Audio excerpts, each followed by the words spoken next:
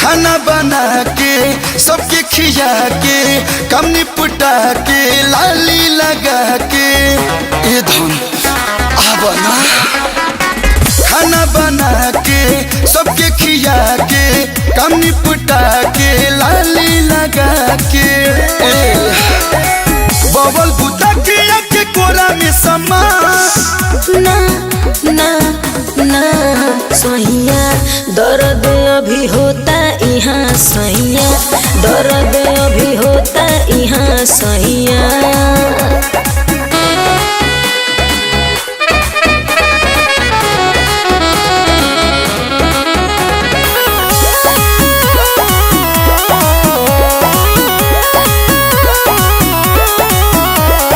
मोहलत से तोहरा का सरम बा हमरो तो मूड भइल गरम बा अब काहे छछना होतन नहीं प्यार होई हो ना हद पार होई हो ना तो जान ली हो दोसरे बाजार होई हो हमसे चिपक जैसे चिपकेला सा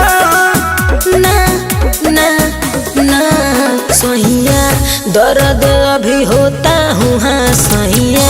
दर्द अभी होता हूँ हाँ सैया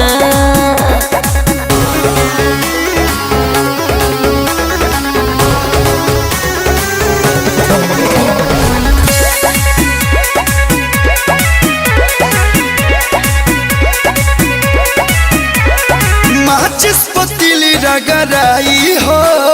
सारा बीमारी भाग जाई हो एक और स्पेशलिस्ट डॉक्टर है